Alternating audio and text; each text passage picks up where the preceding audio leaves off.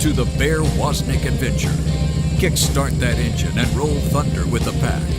Explore the grittiness of masculine spirituality. Gain traction in the virtues. And soup up your spiritual engine by turning adversity into adventure. Now, here's Bear Woznick. Let's ride. Aloha, this is Bear Woznick, and welcome to the Bear Woznick Adventure. Today I'm coming to you from my, REA's high above Waikiki Beach. My house is right next to the Catholic Church St. Augustine's. Has a great view of public surf spot. In fact, if you want to see the view from my house, you can go to surfnewsnetwork.com and click on the Waikiki surf cam because it's right here in my house.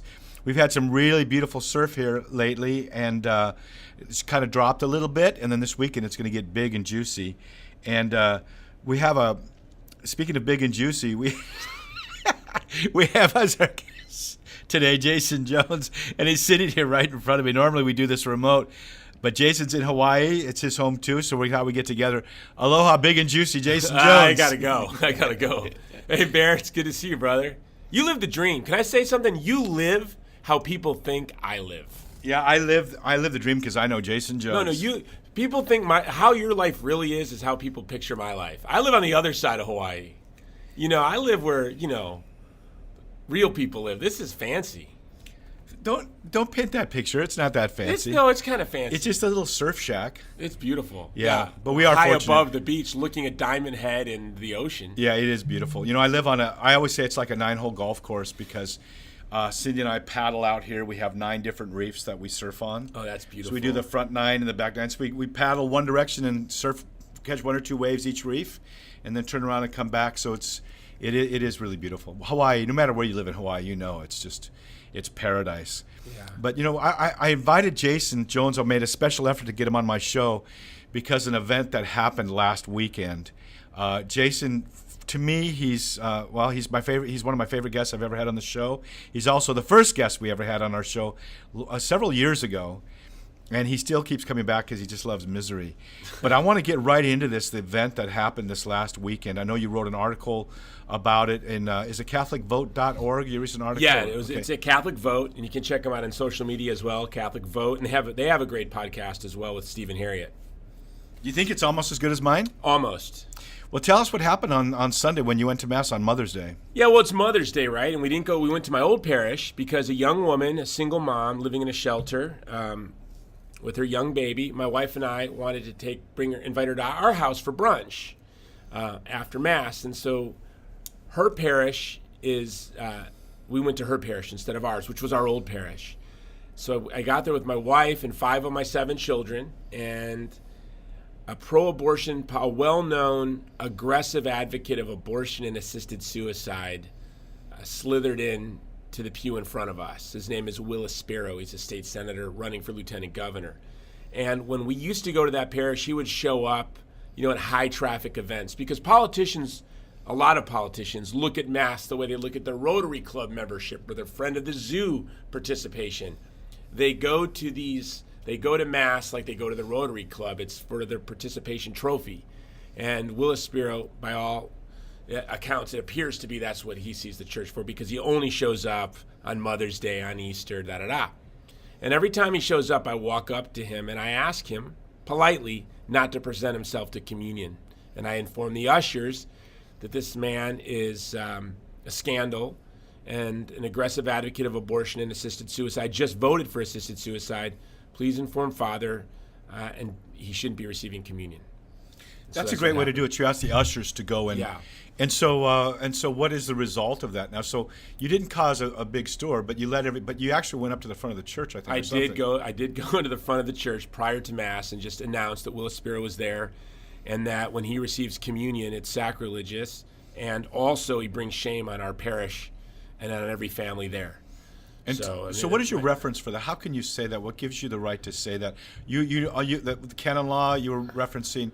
Get us down to the nitty gritty. Yeah, well, in my article, I referenced canon law 915, which bishops have pointed to in denying communion to politicians. I know Dick Durbin's bishop recently informed him a couple of months ago that he cannot present himself to communion until he publicly repents for his position on abortion. And, for me, it's just deeply personal. I, as a young man, my high school girlfriend, while I was away at basic training, was forced to have an abortion by her very influential Catholic father. I'm from Chicago. He was a very influential Catholic in Chicago, very successful man, and very close to bishops, very close to Cardinal Bernardini. Actually was one of his best friends. And so it just stings.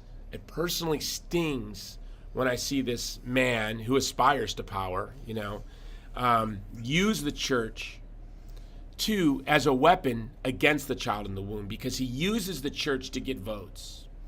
Then I look at politicians who sacrifice, who take risks to oppose abortion, to oppose assisted suicide. And so they'll get the benefit of being a Catholic, I guess, at the voting box, but then they also suffer the consequences of standing against the ideologies of the age. And I look at bishops like the bishops in Louisiana in the 50s and 60s who stood up against segregation. And people will say, Jason, the Eucharist isn't a weapon. I know, but canon law is canon law, and church tradition is church tradition. You're not thinking of it as a weapon. No, this man is in a state of grave mortal sin. Mm-hmm. But to someone like me who's post-abortive, I feel betrayed by my diocese, by my parish, by my community, that they allow this man to receive communion. And I think now is the time. I look to St. Athanasius. We have the culture of death is raging, like the Arian heresy was raging, and we have the laity. And this isn't about the clergy. This is about us as Catholics, priests, bishops, the laity. This is the year of the laity. But we are all conforming to the spirit of the age. Just like there was a time when the emperor and bishops all over the Christendom were Arians. So I just looked at St. Athanasius as my example.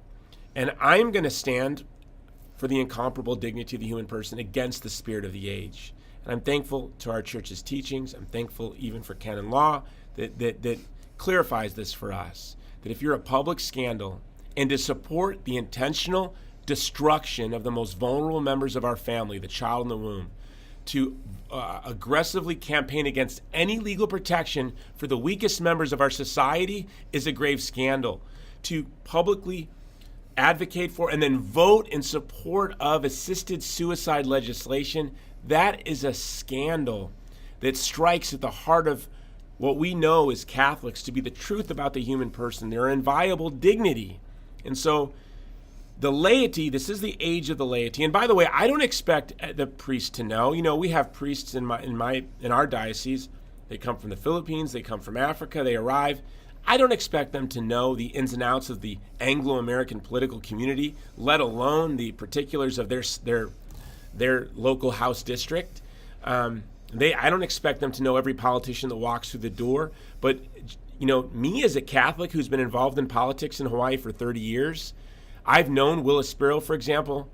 He volunteered for me when I was director of Hawaii Right to Life over 20 years ago. He was a volunteer. He was pro-life then. But I remember even at that time, I thought to myself, this guy is ambitious.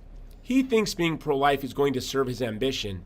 I remember over 20 years ago thinking, as soon as this guy realizes that being pro-life in this Democrat state is an albatross around his neck, he's going to drop us like a hot potato. And he sure enough did.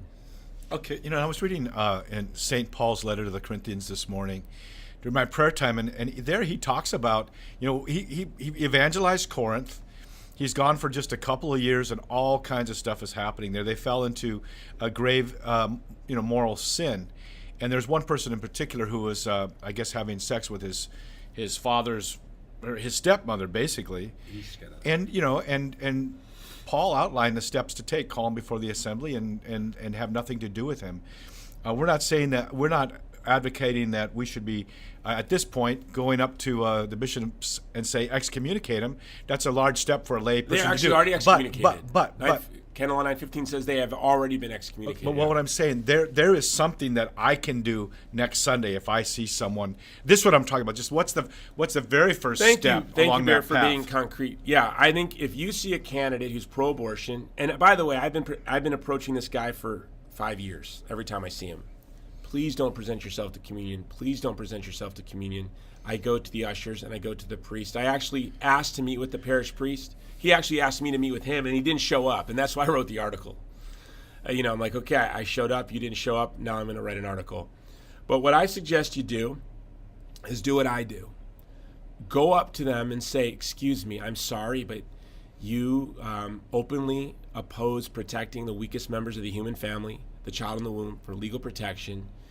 You are against the teachings of the Catholic Church. Please do not present yourself to communion. That doesn't mean you can't be their friends. I have very close friends who are elected officials who are pro-abortion. I love them, some of them. And through the apostolate of friendship, I try to influence them. But you're the step that you're advocating that they take. Yeah. And we'll talk more about this, but is that they go up and they make it personal. Make it personal. And not make it unpleasant for that person, but just to say these words. Yeah. Because of your stance on abortion and life, please do not present yourself to communion. And then, the priest is always busy. You're probably not going to see him, but to go ask an usher to let the priest know that there's a gentleman here who is an advocate for abortion and the culture of death, and to not give him communion would be a thing you could ask the usher, and let the priest know. And you can do that every Sunday. We're talking to one of my favorite people in the world, Jason Jones, pro-life warrior. This is Bear Woznick with the Bear Woznick Adventure. We'll be right back with more. This is a warning. The Bear Woznick Adventure is dangerous. The radical change Bear challenges you to is not for wimps. Change this station to a soft rock station before it's too late. You've been warned.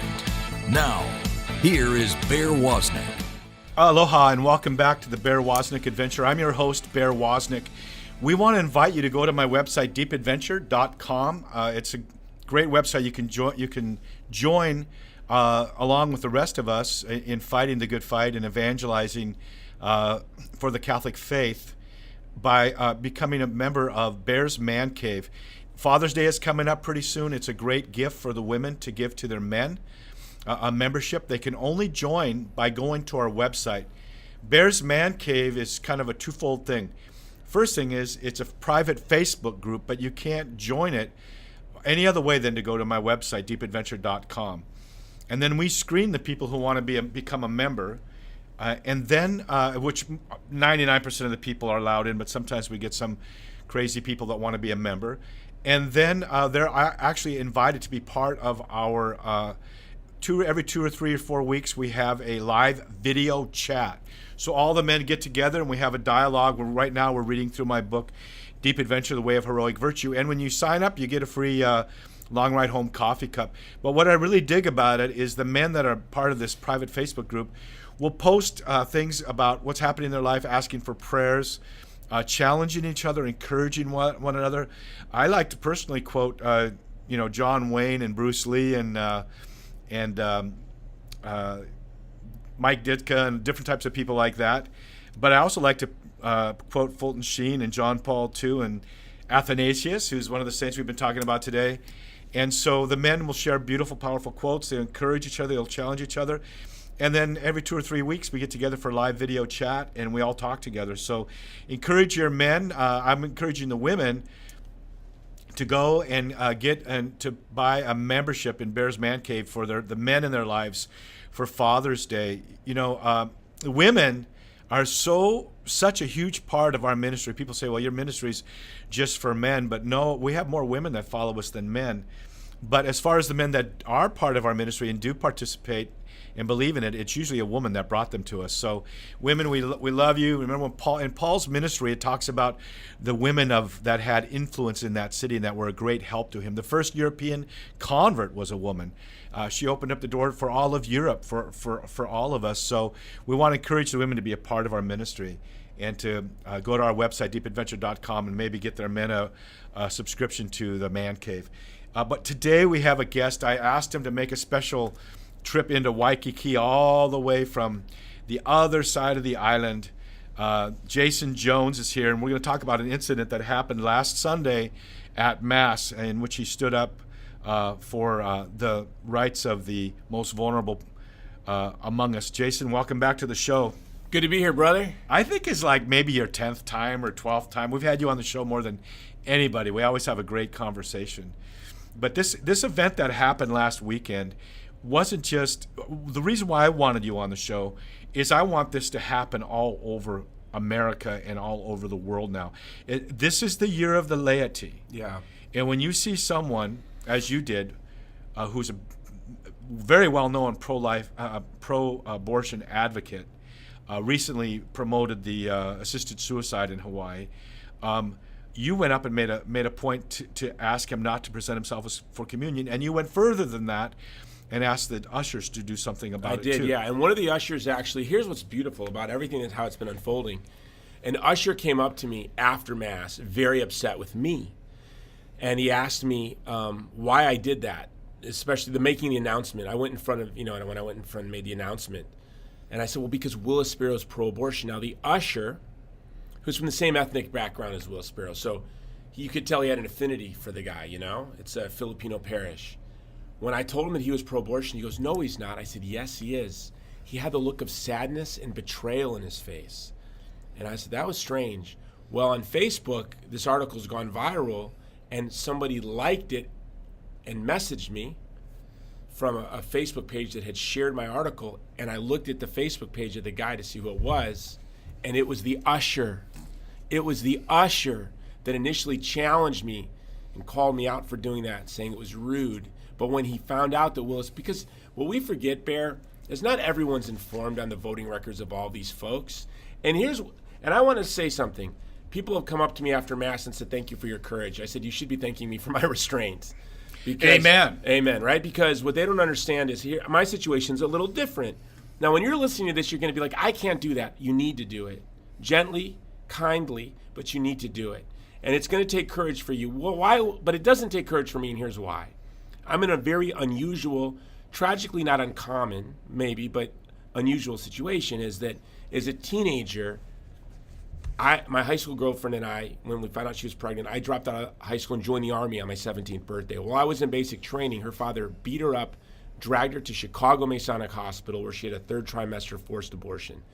So for me, it doesn't take courage any more than it would take courage for a woman who lost her child to a drunk driver to approach a politician who opposed drinking and driving legislation. It would be an impulse. It would take actually self-control to hold back how one really wants to respond.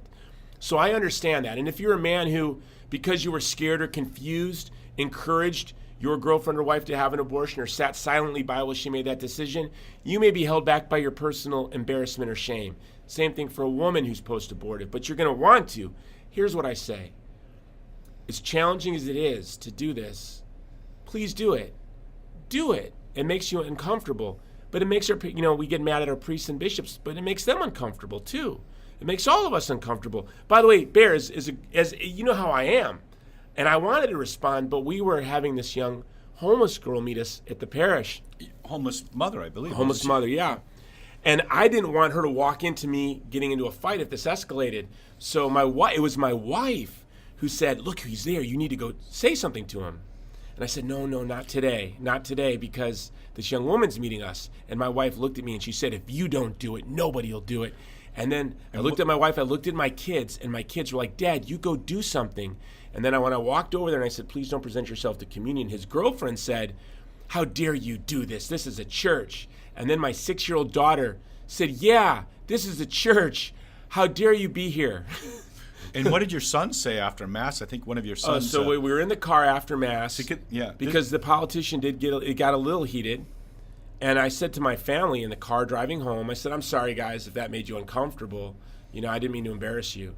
And my children and my wife all sort of like at one time just all kind of exploded. What? No, we're so proud of you, Dad. I'm so glad you did that. And that's what I find, especially for the men listening. When you stand up for the vulnerable, it sets an example. My older children, I have children from the ages of 29 to 4. They're very involved in apostolic work. And it's because they've been knocking on doors for the pro-life movement since before they could talk or walk. I had them in a little red wagon that I would pull around as we would go door to door talking to people about abortion in our neighborhood. And so when you make a habit, as uncomfortable as it can be at first, for me after 30 years, it's not uncomfortable. And I will say sometimes I have to discipline myself. I need to use restraint so that I respond in a way that's charitable. Because, my impulse isn't this poor guy's soul he's about to receive. Right. It's grave. He's putting himself in grave danger. And I will be transparent. That's not my impulse. I'm not thinking about him. Mm-hmm. I am thinking about all of the women who've suffered from the violence of abortion, all of the lives destroyed, how it undermines our civilization's understanding of the human dignity. This is where my impulse comes from. I wish it came from a place of thoughtfulness to his eternal salvation. But our priests and bishops do need to think about that. That is their job. Right. That's when Paul excommunicated that one man I was reading this morning. It was so that he could hopefully save his soul. But I think, Jason, there needs to be a movement called the Canon Law 915 movement. This year, right now, that people, I don't know what you're going to do about it, or we can help each other do it, but I think what you did should be a spark. The Athanasius movement. Let's be like St. Athanasius. Well, what is Canon Law 915? Well, just in a nutshell, Canon Law 915 says that people who are a public scandal shall not present themselves to communion. And we have to acknowledge if working for laws that abandon the weakest members of our society to violence isn't a scandal, nothing is a scandal. Mother Teresa said if abortion is a crime, nothing is a crime. If abortion isn't a crime. If abortion isn't a crime, nothing is a crime. If abandoning the weakest members of the human family to violence is not scandalous, then nothing is scandalous. Do you know how I became a Catholic, Bear? You know how. A rhetorical question. It was as an atheist committed to human rights, committed to human dignity, scraping and crawling to find an answer to the question, what is the source of this beauty and dignity that is self-evident in the human person? The last thing in the world I wanted to be was a Christian, except for a Catholic Christian. That was the last thing in the world I wanted to be. But it was discovering Catholic anthropology. The truth of the human person is revealed by the incarnation of the second person of the Trinity. That is what led me to the Catholic faith. Abortion is a denial of not only human dignity, it is a denial of the incarnation of Jesus Christ. So when we allow politicians who vote for abortion legislation, support abortion, receive communion, these men, by their actions, by their lives, deny the incarnation. We're talking to Jason Jones. The best website for them to find you at is? movieToMovement.com. And can I promote a movie? Nope. When we come back, you will. Okay. This is Bear Woznick. You can go to my website, deepadventure.com. We'll be right back with more of Jason Jones on the Bear Woznick Adventure. Deep Virtue with Bear Woznick. Aloha, this is Bear Woznick with deepadventure.com with this week's Deep Virtue number 75. And I'm working on a new book, Deep Virtue, The Way of the Hero. And I wanted to make a massive progress on that. And Robert Louis Stevenson and Jack London and Hemingway and people like that, they used to go to sea when they would write. And so I thought, well, if it's good enough for them, it's good enough for me. And I got a real inexpensive passage on a cruise, a 7 or 8 day cruise. And I got on that ship, and I just was in my own little bubble. I unplugged from the Matrix. I didn't go to the fancy dinners at night. I found the Serenity Deck, and I just spent time working on my new book. In fact, I'm going to go out again in a week and redo it one more time, and I think my book will be done then. But I went to the Serenity Deck, and you know what? It was very hard to find serenity there. When you get on the ship, the music is blasting, and people are having fun, and they're drinking and they're gambling, and there's kind of this party atmosphere with loud rock and roll. But when I go out to sea, and I had my sailboat, I go out there for my serenity. And in this boat, the deck, the Serenity Deck, is kind of close to where all the loud music is, and I had to go way, way, way, way forward to the very front of the boat, and way up there where the breeze was in your face, I was able to kind of be quiet and be with the Lord. And that's what we need to do. When the noise of our life just gets so noisy, there's so much attacking us, wanting our attention, go way to the front of the boat. Go way up there where the wind is blowing. Go way up there where you spend time with the Lord, where you read the Psalms, where you do the Liturgy of the Hours, where you pray the Rosary. Go way up front where the wind is blowing and find that time of serenity from the Lord where you can step away from the busyness and the hecticity of your life. This is Bear Woznick from deepadventure.com with this week's Deep Virtue number 75. Deep Virtue with Bear Woznick. Find out more at deepadventure.com. Aloha and welcome back to the Bear Woznick Adventure. I'm your host, Bear Woznick, coming to you today from Waikiki Beach. And no, the volcano has not blown up yet. It's a big overblown story, by the way. This isn't a Mount St. Helens type situation here in Hawaii at all. In fact, if you're on the Big Island, you don't even know that there's a event going on unless you're way over on that side of the island and you're getting what we call here in Hawaii the VOG. Every now and then when the wind changes in Hawaii, about maybe 10% of the year, we'll get what we call volcanic ash or little VOG. It's very normal here. On that side, they're definitely having an event, and we feel really bad for the people that live right in that area. But it's less than 1,500 acres, I think, that are involved in this. So if you have plans to come to the Big Island, you should come. You shouldn't hesitate, or any place in the islands. And we're going to be going to that volcano in September when we shoot Long Ride Home. So come to the islands. Don't be afraid to come to the islands. Don't let the scare tactics of the media prevent you from coming and enjoying a beautiful time in paradise. But when I think of paradise, I always think of Jason Jones resting, mostly semi-consciously leaning against a palm tree. And not because he's such a peaceful, soulful guy, but because he made the mistake of sitting under a coconut tree that hadn't been trimmed. And the killer coconut trees of Oahu can be very dangerous when the coconuts fall on your head. That may explain a little bit about who Jason Jones is. But at any rate, I've done enough insulting for the little bit here. Jason, I got a question for you. Jason Jones is here with us. Yes, sir. He's the pro-life advocate. A lot of us have opinions about pro-life. We are pro-life. We'll sit and yell at the news when we see stuff happening that we don't like. But we're like that puncher that jabs, but another comes in with a kick. And you were telling me yesterday, you were recovering from a cold and you were fighting, you were doing a 10-round sparring match. And the first several rounds you probably had a lot of fuel in your tank, but the last couple rounds you said you kind of faded a little bit. Give us that. Tell us what happened, and use that for me as an allegory about how we need to go beyond just being we need to stop just jabbing and start punching. Talking about the allegory. I was just talking about the VOG action. I was getting over pneumonia, went to the gym, and I was talking to the coach, and all the guys are younger, young, strong guys. And better looking. Goes without saying. That's because I'm a better fighter. I messed them up. But, no, but I was I was going on and on to the coach, like how bad the VOG is and how I'm just getting over because I wanted him to go easy on us is really what I wanted because I felt so like garbage. And then he ends up he just works us to death, then has us do 10 rounds. I was telling you I was really lame the last 3 rounds. All I did was throw my jab out there to keep him away from me so I wouldn't get hurt. That's what's happening, Jason. Yeah, we're just throwing jabs. And by the way, if you were watching, you might have thought I was holding my own, but I knew I was cheating. I knew I wasn't really engaged in the match. I knew I was just throwing jabs out there to keep him away from me. Well, you couldn't telegraph that you were tired.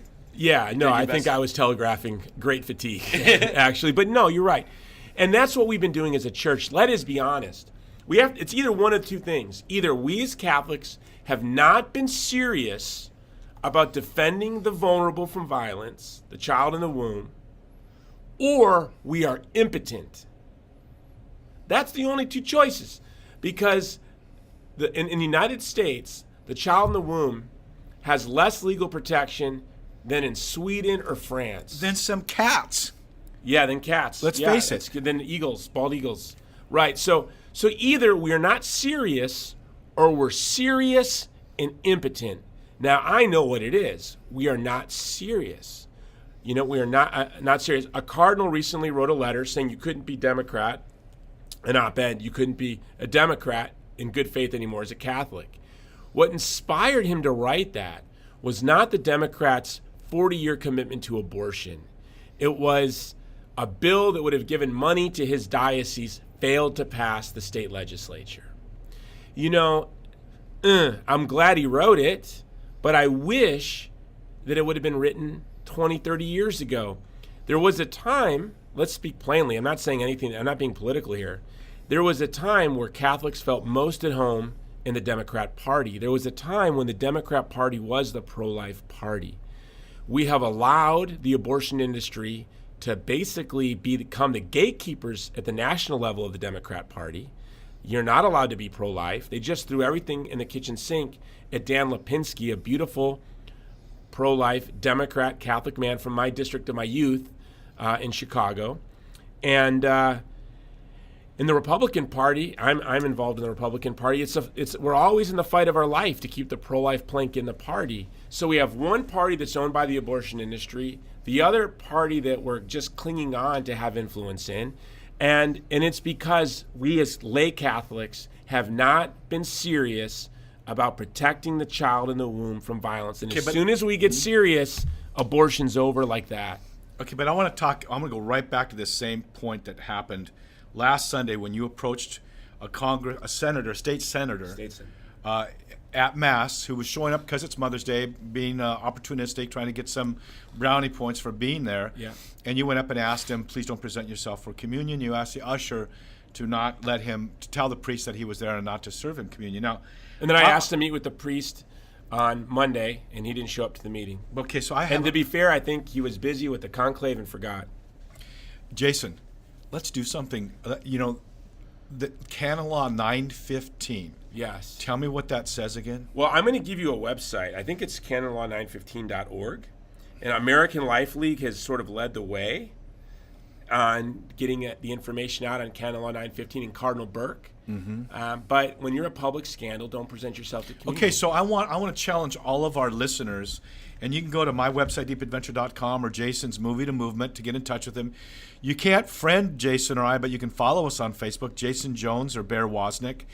I think it's time for everyone, everywhere, every Catholic. I got it. When they see a pro-life, when they see a pro-abortion, culture of death, political candidate at church, to approach them and ask them not to present themselves to communion, and tell the usher to tell the priest that person is there and to be careful not to give them communion. I think we should have T-shirts people should be wearing to Mass, CL 915. Yeah, and you can go to EWTN's website, and they have great resources. If you go to EWTN.com, put in Canon 915, there's a great article by Cardinal Burke, and you can read that, the discipline regarding the denial of Holy Communion to those persevering in manifest grave sin. And someone like Cardinal Burke, and I know the man, I think you know the man, he is such a gentle, kind, loving man.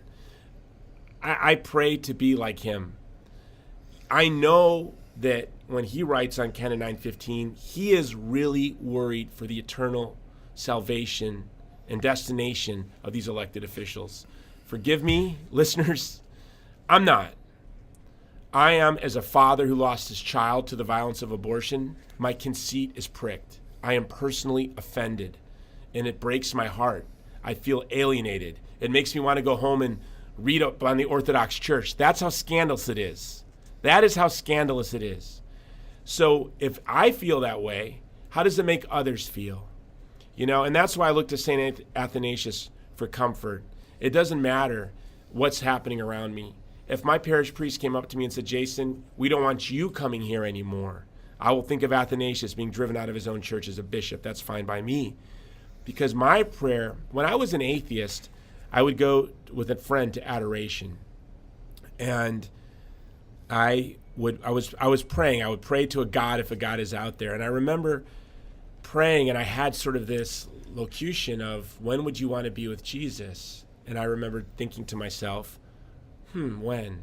When he's with the apostles, when he's entering Jerusalem, when would I want to be with him? And I remember thinking, I would want to be with him when he's on the cross. And that's my prayer, that I am with the vulnerable when they're suffering. I'm with the weak. I'm with the sick. So that's where Jesus is. I don't want to be with my friends. I'm in the entertainment business. When my friends' careers are going gangbusters and I see them on Entertainment Tonight or I see them on all these shows, I don't call them. But when I read in a tabloid of some scandal, that's when I call them, right? Mm-hmm.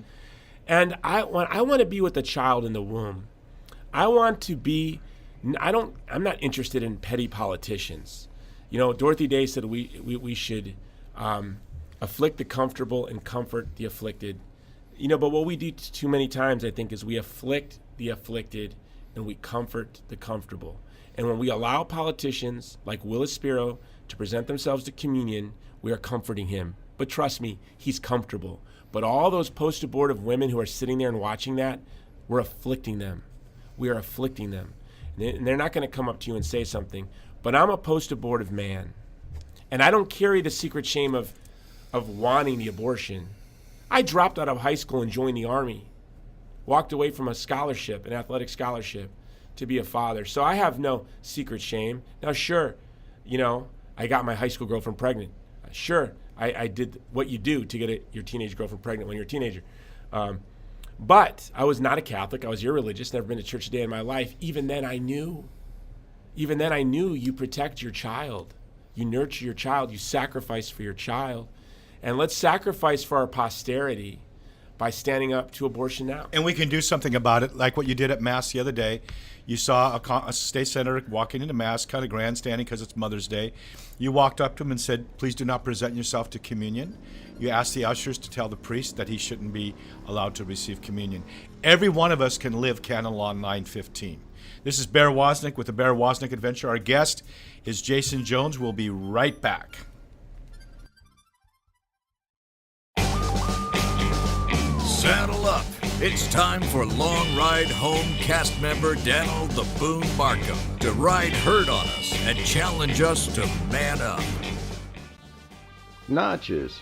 Gunfighters of the Old West cut or filed notches on their wood pistol grips for every man they killed. Most folks think the notching thing is a myth. Could be. But it's the whole idea of keeping track of what we have accomplished as if to prove our importance in life that I find is one of man's more vain endeavors. Whether it's the number of cows on our spread, the cars we drive, the clothes we wear, the tally of likes and friends we have on Facebook, or the amount of dollars we demonstrate openly that we donate to charity. It all makes for something that in the end means not a whole hill of beans, at least in God's eyes. Now, I'm not saying there's anything wrong in taking pleasure in your accomplishments. I've done and do the same. But we got to remember who gave us the ability to do such things. Besides, my count is pretty low anyhow. Now, don't get me wrong, Jesus had a strong desire and serious commands for us to do good works. Fact is, he said that the good things we do or don't do for others determines our eternal destiny. But good works aren't meant for us to show off.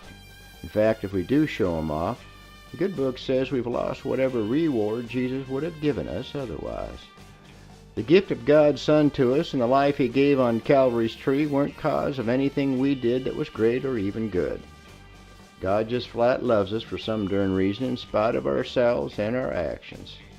We can't earn his love, only can accept it. The story of the Maury, quit notching your gun.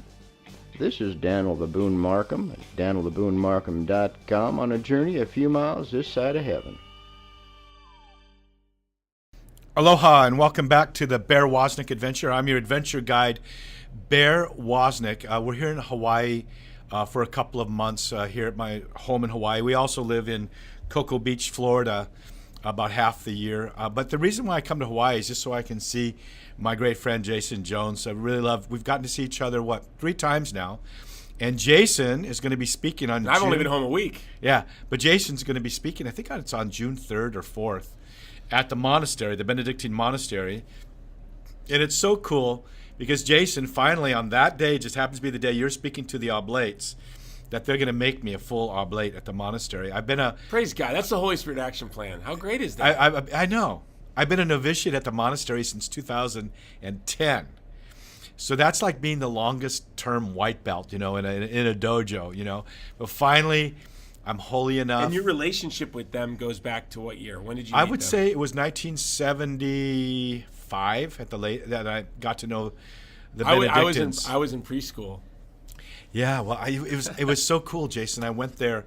The Pecos Benedictine Monastery in northern New Mexico was a Catholic charismatic monastery, and when I went there, it had this explosion there of so many people wanted to come on a retreat. They were having to send people away because of what was happening at the monastery.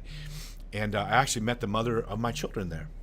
Praise God. Yeah, I had gone Praise through. God. I'd gone through a 7-day fast, really seeking God's will. It was actually supposed to be a 21-day fast, but I only lasted 7, being a young 19-year-old guy. But I remember I was having a real challenge in abandoning myself to God's will. And, because when you first give your life to the Lord, it's kind of sometimes like a honeymoon period. It's all incredible and powerful and beautiful. But then I started having a challenge of people saying, oh, you love Jesus, you should become a priest. You love Jesus, you should become a priest. But I remember in high school social studies class when I was a junior in high school, I had this overwhelming feeling come over me that someday I could be the father of a soul that would live forever. And all of my decisions in life from that moment changed.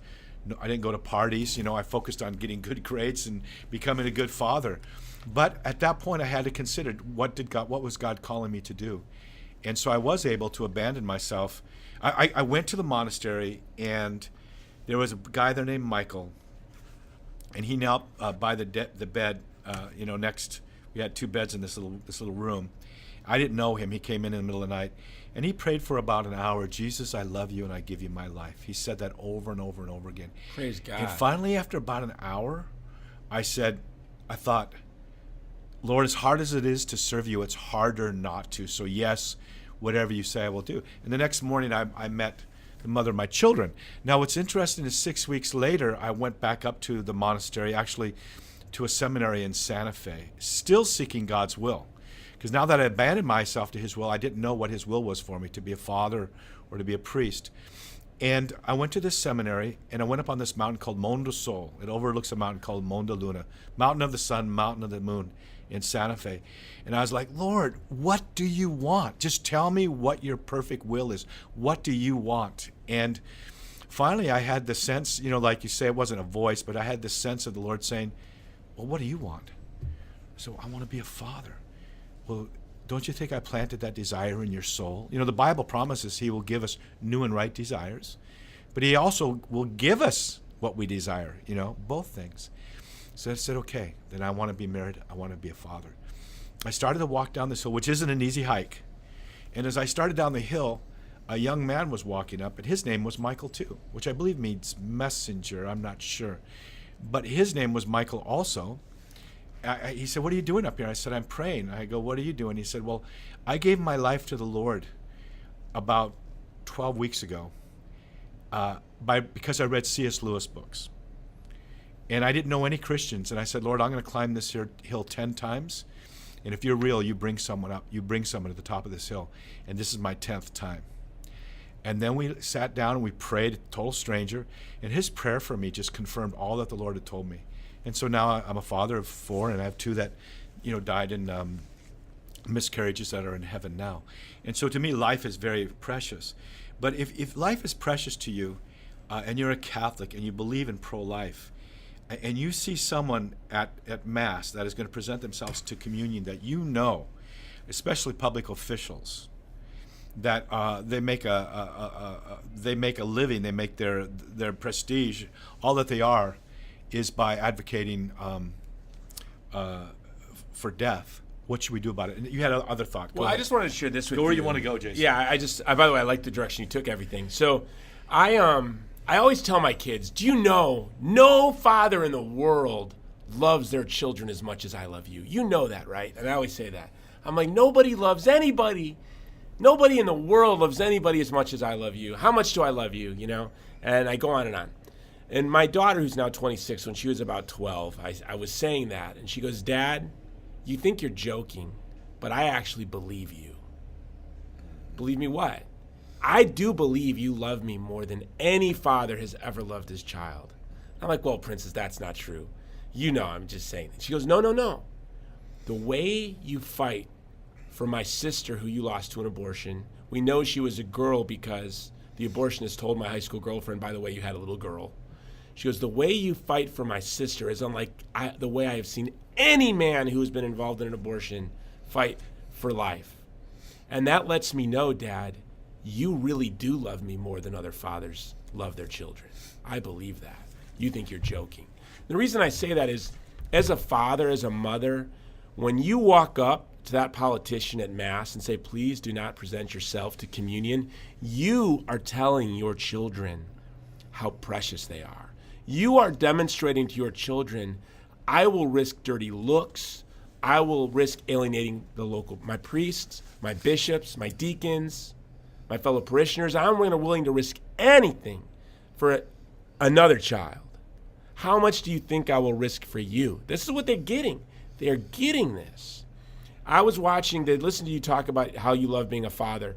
Last night, my wife and I were watching a comedy special on Netflix. It was an Asian comedian. My wife's being Asian. She said, let's watch this. And all the comedian did was joke about how horrible it is to be a parent, how hard it is to be a mother. And I said to my wife, what is with these comedians always joking about how hard it is to be a parent? I became a dad at 18. Let me tell you something. There's nothing better.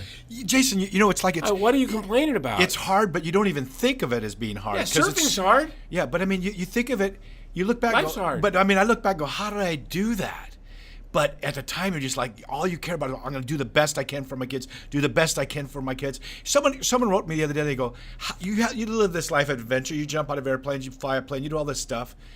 And I'm torn between my life and adventure and being a father and taking care of my family. And I'm like, what could be more adventurous than bringing an immortal soul into the world and to raise them? Go play t-ball with your children. Go for a bike ride with your children. Go hiking with your children. Lay on the, I was a couple weeks ago, I was laying with 5 of my 7 kids on the beach, looking at the stars at night, singing a pop song. And I thought, does it get any better than this? People, when you're commuting to and from work, what are you daydreaming about? I hope it's your children. When you're sitting in the office, what are you daydreaming about? Or praying the rosary for them. Yeah, your wife and your children. I mean, I don't understand this. It's a life of adventure to be a father. The culture of contraception, the culture of abortion has made a society of selfish that people use children. What I tweeted after I watched this comedian is, what does she want? A life of swiping on Tinder while watching friends alone eating Chinese food at her house? Well, what do they think is better? Do you know? I became a father at 18, and you know what my wife said to me as I was going on my poor wife has to listen to my monologues. So I went on this monologue, and I talked about becoming a dad at 18 and how beautiful it was, and I never once regretted it. I always feel like I won the lottery at 18. And my wife looked at me in all seriousness, because she knows a lot about my past and who I am, and she said, to tell you the truth, your son Micah, that's my son I had at 18, saved your life. Amen. He saved your life. If you didn't have him, not only would you have not had all of those beautiful experiences I had with my son, the beautiful gift it was of him, but my life was careening in a very self-destructive direction. And children give you life because what life is giving. Jesus said, if you try to keep your life, you'll lose it. People, I don't want to have a kid, then I won't be able to get to do this, and I won't get to be able to do that. But giving your life away to a kid, to a child, is what life is. And what does having a kid stop you from being able to do? I don't understand that you'd want to do that's actually worthy of doing. I had 2 children as a teenager. I ended up going to the world tournament for a sport representing my country that I dreamt of doing since the 3rd grade. I put myself through college, community college, then university. I was able to do all of these things as a teen parent. I struggled, even had a time where I lived in my car and sent money to my wife and children while I lived in Chicago in my car, working full-time, going to school full-time. Not that things aren't easy, but I will tell you what, it never felt hard at the time. I just felt like this is what I got to do. We're talking to Jason Jones. It's too bad you don't care about your kids. I mean, we both have. I've never seen you more animated than in the last 3 minutes where you talked about how much you love your children, and me too. And so you men out there who are fortunate enough to have a child, love them, love them. You can find Jason Jones at movieToMovement.com, and we want everyone out there to get T-shirts that say Canon Law 915 and approach your congressman if you see them presenting themselves for communion if they're not pro-life.